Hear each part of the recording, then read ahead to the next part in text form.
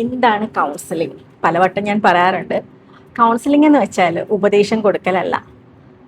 നമ്മൾ moral science പഠിപ്പിക്കലുമല്ല. കാരണം moral science എന്നൊക്കെ പറഞ്ഞാൽ എന്താ? നമ്മൾ വളർന്നു വരുന്നതിനോട് അനുസരിച്ച് നമ്മളുടെ ചുറ്റുപാടും നമ്മുടെ ധാർമ്മികതയും മൂല്യങ്ങളും ഒക്കെ ചേർത്തിണക്കി നമ്മുടെ ജീവിതം കൊണ്ടുപോവുക, മറ്റുള്ളവരുടെ വിമർശനത്തിന് ഇരയാക്കാതെ നമ്മൾ കൊണ്ടുപോവുക എന്നതാണ്. പക്ഷേ പലപ്പോഴും പച്ചയായ മനുഷ്യന്റെ മനസ്സിന് അതിന് സാധിക്കാറില്ല. അപ്പോൾ അങ്ങനെ വരുമ്പോൾ ആ ഒരു അവസ്ഥയിലാണ് പലരും കൗൺസിലറിൻ്റെ അടുത്ത് വരുന്നത്. അപ്പം നമ്മൾ അവർക്ക് മോറൽ സയൻസിലെ പാഠഭാഗങ്ങൾ പറഞ്ഞു കൊടുത്തിട്ട് ഒരു കാര്യമില്ല. നമ്മളുടെ ലക്ഷ്യം എന്ന് പറയുന്നത് അവരെ ആത്മഹത്യയിലേക്ക് തള്ളിവിടാതെ അവരെ ഉയർത്തെഴുന്നേൽപ്പിക്കുക എന്നതാണ്. അപ്പോൾ ഞാൻ എന്നും ഓർക്കുന്നൊരു കേസുണ്ട്. ആ പെൺകുട്ടി അവളൊരു വിവാഹേതര ബന്ധത്തിൽ പെട്ടു. അത് ഭൂലോക ഫ്രോഡെന്ന് പറയുന്ന ഒരാൾ. അപ്പം അയാളെയും അവളെയും ഞാൻ കണ്ടുകൊണ്ടിരിക്കുകയാണ്. കാരണം അവൾക്ക് ആ ചതി മനസ്സിലായപ്പോൾ അവൾ അതിൽ നിന്ന് പിന്മാറാൻ ശ്രമിക്കുകയാണ്. അപ്പോൾ പിന്മാറാൻ ശ്രമിക്കുമ്പോൾ അയാൾ സമ്മതിക്കുന്നില്ല. കാരണം അയാളെ സംബന്ധിച്ചോളം ഈ കുട്ടി ഒരു ലോട്ടറിയാണ്. അപ്പോൾ അവളുടെ ഭാഗത്ത് നിന്ന് കിട്ടാവുന്ന പണം, സ്വർണം എല്ലാം വസൂലാക്കുക എന്നൊരു ഉദ്ദേശമാണ്. അപ്പോൾ ഞാൻ ഈ കുട്ടിയെടുത്ത് അങ്ങോട്ട് ചോദിക്കാതെ തന്നെ അവൾ പറഞ്ഞു, ഒരുപാട് ഞാൻ സഹിച്ചു മാം. മറ്റുള്ളവരുടെ മുന്നിൽ ഞങ്ങൾ ഹസ്ബൻഡ് ആൻഡ് വൈഫ് പക്കയാണ്, പെർഫെക്റ്റ് ആണ്. പക്ഷേ വീട്ടിനുള്ളിൽ അത് ശാരീരികമായിട്ടുള്ള ഉപദ്രവമല്ല, മെന്റൽ ടോർച്ചറിങ് എന്ന് പറയുന്ന ഒരു സംഭവം ഉണ്ടല്ലോ. ഒരു വീട്ടില് ഒന്നിനും പുള്ളി പൈസ എടുക്കില്ല, എല്ലാം ഞാൻ തന്നെ എടുക്കണം, അല്ലെങ്കിൽ എൻ്റെ വീട്ടുകാരുടെ അടുത്തുനിന്ന് കൊണ്ടുവരേണ്ടി വരും. പുള്ളിക്ക് ഇത്രയും ആസ്തിയുണ്ട്, ഇത്രയും പൈസയുണ്ട്, പുള്ളി ഒരു ഗസറ്റഡ് ഓഫീസറാണ്, ഇവരും അതെ. അപ്പം എൻ്റെ ഭാഗത്തുനിന്ന് ഇമോഷണലി അങ്ങോട്ടെല്ലാ സപ്പോർട്ടും വേണം, തിരിച്ചിങ്ങോട്ടൊന്നും തരില്ല. ഞാൻ എന്നെ ന്യായീകരിക്കുകയല്ല. ആ കുട്ടി പറഞ്ഞ വാക്കുകൾ ഇപ്പോഴും എനിക്ക് ഓർമ്മയുണ്ട്. ഞാൻ എന്നെ ന്യായീകരിക്കുകയല്ല. ഇതിനൊക്കെ പുറമേ ആയിട്ട് എൻ്റെ ശരീരഭാഗത്തിനെ കുറിച്ചുള്ള കമൻസ് അതെന്നെ തകർത്ത് കളയുന്നതാണ്.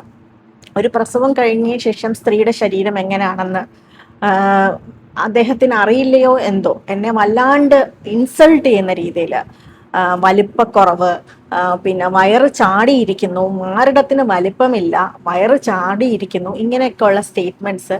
അപ്പോൾ അത് ആ ഒരു അവസരത്തിൽ ഈ എക്സ്ട്രാ മാരിറ്റൽ റിലേഷൻഷിപ്പ് പോലും നമ്മൾ ആലോചിക്കും, ഇത്രയും പദവിയും ഉയർന്ന വിദ്യാഭ്യാസവും ഉള്ളൊരു കുട്ടി ഈ ഒരാളെ എങ്ങനെ തിരഞ്ഞെടുത്തു.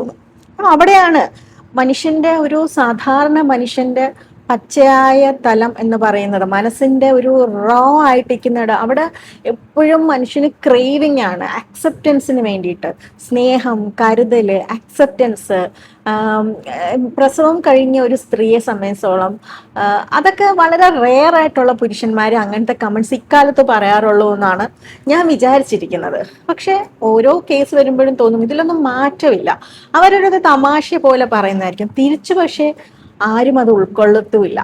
സ്ത്രീയുടെ ഭാഗത്തുനിന്ന് തിരിച്ച് എന്തെങ്കിലും ഒരു പിന്നെ അത്തരത്തിലുള്ളൊരു മോശം സ്റ്റേറ്റ്മെന്റ്, അയ്യോ ഇതെന്താ വയറ് ചാടിയിരിക്കുന്ന, അപ്പുറത്തെ വീട്ടിലെ ദാമോദരനെ നോക്ക്, നല്ല സ്റ്റൗട്ട് ബോഡിയാണല്ലോ എന്നൊക്കെ പറഞ്ഞാൽ ഒരിക്കലും ഒരു പുരുഷൻ ഉൾക്കൊള്ളത്തില്ല. കാരണം അതൊക്കെയാണ് നമ്മുടെ കേരളത്തിന്റെ സംസ്കാരം മുറുക്കെ പിടിച്ചുകൊണ്ട് നമ്മൾ പോകുന്ന കാര്യങ്ങൾ. സ്ത്രീയെ പക്ഷേ ഇങ്ങനെ പറഞ്ഞാൽ അവളത് കേട്ടുകൊണ്ടിരിക്കണം. അപ്പം അവർ പറയായിരുന്നു, ഞാൻ പല കാര്യങ്ങളും എൻ്റെ മദറിൻലോ അടുത്ത് പറഞ്ഞപ്പോൾ അവർ പറഞ്ഞു, അവര് ഒരു മോശം മദറിൻലോ എന്ന് പറയാൻ പറ്റില്ല. അന്ന് അവർ പറഞ്ഞൊരു സ്റ്റേറ്റ്മെന്റ് ഉണ്ട്, അവൻ്റെ അച്ഛനും ഇങ്ങനെയൊക്കെ തന്നെയാ മോളെ, അവൻ്റെ അച്ഛനും ഇങ്ങനെയൊക്കെ തന്നെയാ. പക്ഷെ അതിലൊരു സൈക്കോളജി ഉണ്ട് കേട്ടോ. ഈ ആണുങ്ങള് ഭാര്യമാരോട് പെരുമാറുന്നത് അവര് അമ്മമാരോട് പെരുമാറുന്ന പോലെ ആയിരിക്കത്തില്ല. അമ്മയോട് ഭയങ്കര കൊഞ്ചിച്ച് വാത്സല്യത്തോട് പെരുമാറുന്ന ആമക്കളെ കണ്ടിട്ടുണ്ടോ?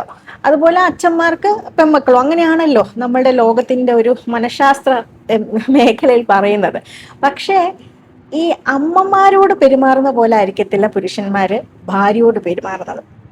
പുരുഷന്മാരെ മൊത്തം ആക്ഷേപിക്കുകയല്ല, ഞാനൊരു സൈക്കോളജി പറയുന്നതേ ഉള്ളൂ. അവര് പെരുമാറുന്നത് അവരുടെ അച്ഛൻ എങ്ങനെയാണ് അവരുടെ അമ്മയോട് പെരുമാറുന്നത്, അതുപോലായിരിക്കും ഭാര്യയോട് ഇവര് മുക്കാൽ പങ്ക് പുരുഷന്മാരും പെരുമാറുന്നത്. അല്ലെങ്കിൽ ശ്രദ്ധിച്ചു നോക്ക്. അപ്പം ഈ അമ്മായിയമ്മ അടുത്ത് ചില കാര്യങ്ങൾ പിശുക്കിനെ പറ്റിയും ഒക്കെ പറയുമ്പോൾ പറയാം, അത് അവൻ്റെ അച്ഛനും അങ്ങനെ തന്നെയാ മോളെ. ഏഹ് അവരുടെ വീട്ടുകാരെ കണ്ടു കഴിഞ്ഞാൽ നമ്മളെ ഇടിച്ചു താഴ്ത്തല്. പക്ഷെ അമ്മ അത് അവർക്കത് ടാക്കിൾ ചെയ്യാനുള്ള ഒരു കഴിവുണ്ടായിരുന്നു. അവരതങ്ങനെ കൊണ്ടുപോയിട്ടുണ്ടാവാം. വേറെ എന്തെങ്കിലും അവിടെ സംഭവിച്ചോ എന്ന് ഈ കുട്ടിക്കറിയില്ല. പക്ഷെ ഈ കുട്ടിയെ സംബന്ധിച്ചോളം അവളുടെ സെൽഫ് റെസ്പെക്റ്റിനെ ഇടിച്ചു താഴ്ക്കുന്ന കമൻസും അവളുടെ സൗന്ദര്യത്തിനെ ഇടിച്ചു താഴ്ക്കുന്ന രീതിയിലുള്ള വിമർശനങ്ങളും എല്ലാം കൂടെ ആയപ്പോഴത്തേക്ക് പുള്ളിക്കാരി ഈ ഒരു റിലേഷൻഷിപ്പിൽ പെട്ടു. എനിക്ക് ഇത് എന്നിട്ട് അയാളെ നല്ല രീതിയിൽ ഞാൻ ഭീഷണിപ്പെടുത്തി, ഈ കുട്ടിയുടെ ചുറ്റുവട്ടം ഇനി കണ്ടുപോകരുത്, ഞാൻ കേസ് കൊടുക്കും എന്നൊക്കെ പറഞ്ഞു വിട്ടു. അത് കഴിഞ്ഞിട്ട് എനിക്ക് ഈ കുട്ടിയെ ഒറ്റയ്ക്ക് വീട്ടിൽ വിടാൻ ഭയങ്കര പേടി. ഹസ്ബൻഡൊന്നും അറിയാതെയാണ് ഇത് നമ്മൾ ഹാൻഡിൽ ചെയ്യുന്നത്. ഭയങ്കര പേടിയാവുക, ഇതിനെന്തെങ്കിലും കാണിച്ചു വെക്കുമോ എന്നുള്ളൊരു പേടി. അങ്ങനെ ഞാൻ അമ്മയെ വിളിപ്പിച്ചു, ഈ കുട്ടിയുടെ അമ്മയെ വിളിപ്പിച്ചു. അമ്മ വന്നിരുന്ന് ഈ കുട്ടി അമ്മയുടെ കാലിലോട്ട് അങ്ങ് വീണു. അമ്മ നല്ല ഏജ്ഡ് ആയിട്ടുള്ളൊരു അമ്മയാണ്, അമ്മായിയമ്മയല്ല അമ്മ, ഏജ്ഡ് ആയിട്ടുള്ളൊരമ്മയാണ്. അവരും വളരെ ഉയർന്ന പഠിത്തവും റിട്ടയർ ചെയ്ത ഒരു പദവിയിൽ ഇരുന്ന ഒരു സ്ത്രീയാണ്. അപ്പോൾ അവർ കുറച്ചു നേരം ഇങ്ങനെ നോക്കിയിരുന്നു, മകളെ നോക്കിയിരുന്നു, എന്നെ കുറച്ചു നേരം നോക്കി, എന്തൊക്കെയൊക്കെ ആലോചിച്ചു. എന്നിട്ട് മോളെ അങ്ങ് കെട്ടിപ്പിടിച്ചു. മോളെ കെട്ടിപ്പിടിച്ചിട്ട് പറഞ്ഞു, നീ ഒരുപാട് അവസരങ്ങളിൽ ഞങ്ങളുടെ അച്ഛൻ്റെയും എൻ്റെയും ഒക്കെ തല നിൽക്കാൻ അവസരം ഒരുപാട് ഉണ്ടാക്കിയിട്ടുണ്ട്. ഇത് നീ ഒന്ന് തെറ്റ് ചെയ്തു, അത് ഈ ഒരു ഇത്രയും മുതിർന്ന പ്രായത്തിലാണ് നീ തെറ്റ് ചെയ്തത്. ഇപ്പം ഞാൻ നിന്നെ ചേർത്ത് പിടിച്ചില്ലെങ്കിൽ പിന്നെ ഞാൻ അമ്മയെന്ന് പറഞ്ഞിട്ട് എന്താ കാര്യം എന്ന് പറഞ്ഞു. കാരണം അവൾ നിന്നൊരവസ്ഥ അതായിരുന്നു. എനിക്ക് അവളെ വീട്ടിൽ കൊണ്ടുപോകാൻ പറ്റത്തില്ല, എനിക്ക് അവളെ എൻ്റെ കൂടെ നിർത്താൻ പറ്റത്തില്ല. കാരണം അത്രമാത്രം വലിയൊരു ഫ്രോഡാണ് അവൾ ഭയന്നുപോയി, പേടിച്ചു പോയി. കാരണം തെറ്റ് പറ്റാനുള്ള മാക്സിമം തെറ്റ് പറ്റിയും കഴിഞ്ഞു. അങ്ങനെ ആ അമ്മ മകളെ ചേർത്ത്, ഞാൻ അവരുടെ വായിൽ നിന്ന് കേട്ട ആ ഒരു വാക്ക് പലപ്പോഴും അങ്ങനെയാണ്. നമ്മൾ ക്ലയൻസ് വന്ന് സംസാരിക്കുമ്പോഴാണ് ചില നിർണായകമായിട്ടുള്ള ചില സ്റ്റേറ്റ്മെന്റ്സ് നമുക്ക് കിട്ടുന്നത്. അവർ പറഞ്ഞ ആ ഒരു വാക്ക് ഞാൻ എപ്പോഴും ഓർക്കും. നമ്മുടെ മക്കള് നമുക്ക് അഭിമാനം തരുന്ന രീതിയിൽ ഒരുപാട് കാര്യങ്ങൾ ചിലപ്പോൾ അവർ ചെയ്യും, ചിലപ്പോൾ ഒന്നും ചെയ്യത്തില്ലായിരിക്കും. പക്ഷെ അവർക്ക് എന്തെങ്കിലും തെറ്റ് പറ്റുമ്പോൾ തള്ളിക്കളയരുത്. ഏത് പ്രായത്തിലും നമുക്ക് 50 വയസ്സായാലും നമുക്ക് 90 വയസ്സായാലും നമ്മുടെ മക്കൾ തന്നെയാണ്, അല്ലെ? നമ്മുടെ അച്ഛനമ്മമാരും അവർ മക്കളുമാണ്. അപ്പോൾ മറ്റാരും കൂടെ ഇല്ലെങ്കിലും നമ്മൾ ഉണ്ടാവണം അവരുടെ കൂടെ. കാരണം ഭൂമിയിലെ കാണപ്പെടാത്ത ദൈവങ്ങളും കാണപ്പെടുന്ന സ്നേഹവും അച്ഛനമ്മമാരാണ് എന്നാണല്ലോ നമ്മൾ പഠിപ്പിക്കുന്നത് അവരെ. അപ്പൊ അതൊന്ന് പ്രാവർത്തികമാക്കി കൊടുത്തു കഴിഞ്ഞാൽ ഒരു കൈ പിന്നീട് ഒരിക്കലും അവിടെ നിന്നൊരു തെറ്റ് പറ്റില്ല. അപ്പം അവൾക്ക് 101% ഉറപ്പുണ്ട് അവൾ ചെയ്തത് വലിയൊരു തെറ്റാണ്. പക്ഷെ അതിന്റെ റീസൺസ് ആണ് പറഞ്ഞത്. അവൾ അത് പരിഹരിക്കാൻ അവളുടെ അമ്മായിയമ്മയുടെ ഹെൽപ്പ് ചോദിച്ചിരുന്നു പലപ്പോഴും. മകനോടൊന്ന് സംസാരിക്കുക എന്ന് വെച്ചാൽ അയാളുടെ പൈസയ്ക്ക് എങ്ങോട്ട് പോകുന്നു എന്നൊന്നും അറിയില്ല, ഈ കുട്ടി തന്നെ എല്ലാം ചെയ്യണം. ഇതിനൊക്കെ പുറമെ ബെഡ്റൂമിലെ ഈ സ്റ്റേറ്റ്മെന്റ്, അത് സത്യത്തില് തമാശയായിട്ട് പലപ്പോഴും പുരുഷന്മാര് കാണുന്നൊരു കാര്യമായിരിക്കും ഇങ്ങനെയുള്ള സ്റ്റേറ്റ്മെന്റ്സ് ഒക്കെ. എന്തോ അടി ഇത്, വയറും തോന്നി, ഒരിക്കലും പറയരുത്. നല്ല മൂഡിൽ വരുന്ന ഒരു സ്ത്രീയായിരിക്കും നിങ്ങളുടെ അടുത്തോട്ട് ഈ ഒരു സ്റ്റേറ്റ്മെന്റ് ഒക്കെ കേൾക്കുന്നതോടുകൂടി അവിടെ തീരും. വായി നോക്കാത്ത ആരുമില്ല, എല്ലാ ആണും പെണ്ണും ഒക്കെ വായി നോക്കും, മനുഷ്യരുടെ സൗന്ദര്യം കണ്ട് ആസ്വദിക്കും. പക്ഷെ നിങ്ങളുടെ പങ്കാളി അടുത്തിരിക്കുമ്പോൾ എത്രയുണ്ട് ഒന്ന് ആലോചിച്ച് നോക്ക്. 36 38 ഇങ്ങനെ സ്റ്റേറ്റ്മെന്റ്സ് പറയുന്ന, ഇങ്ങനെ കമന്റ്സ് പറയുന്ന പുരുഷന്മാരെ കുറിച്ചും ഞാൻ കേട്ടിട്ടുണ്ട്.